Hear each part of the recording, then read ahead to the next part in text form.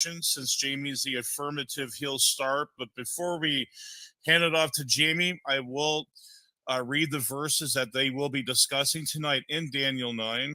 Verse that tells us what to watch for, when the clock starts, and how to recognize the timing and coming of Messiah. So there's a decree that has to go forth, and the clock is started. And we're told that from the going forth of the commandment to restore unto Messiah the Prince shall be 7 weeks and 62 weeks. Now, that's 69 weeks, because 62 weeks is 62.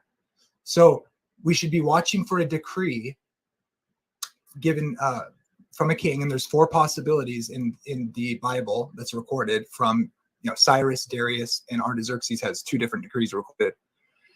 Now, this, I didn't push this really hard in the debate, but this is actually a completely annihilation of a futurist view.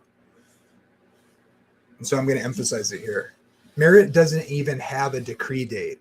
Every commentator, including those who invented the faulty view that he's holding, understood that they must have a decree because of what classical messianic interpretation has held in all of Protestantism. The fact that he doesn't even seem aware, no offense, Merritt, I love you, buddy, but so many things I don't think you're grasping in even like comprehending and realizing is a necessity of interpretation here. You're just kind of presuming certain aspects of your view and saying, well, it's okay because I affirm this, that, and the other. But you're not answering the necessity of the text as it's given. You have to have a decree date. The New Testament makes it very clear that the whole verse 25 was how they would recognize the Messiah. You're not even aware of it. And so that's a huge problem. And so to dismiss my view or suggest that it's some sort of me just parroting my tradition, I mean, I really hate that. I really hate that suggestion. Like, can't we argue about the text? Like, you're presuming that about my view, but you're not even grasping that how critical it is to even have a decree. Let me make it clear.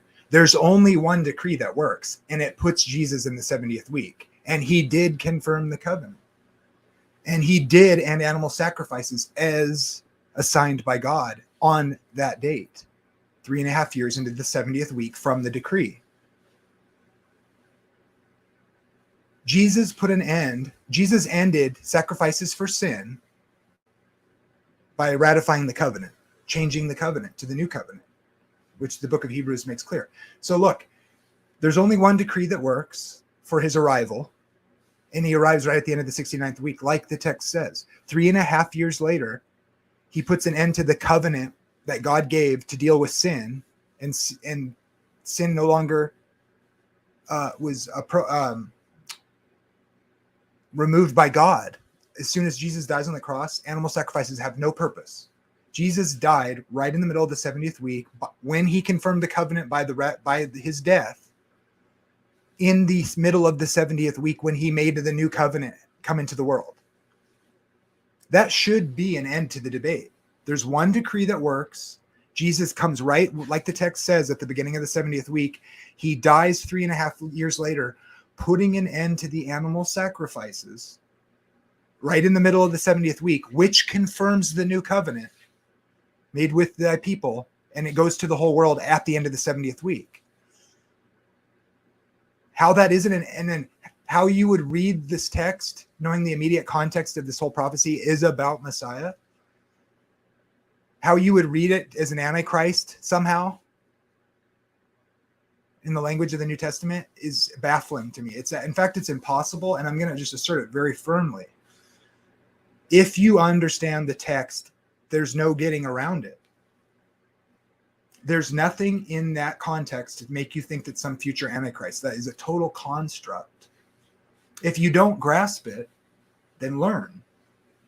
But Jesus ended the animal sacrifices on his death, which is in the middle of the 70th week from the only decree that works for the arrival of his coming. End of story.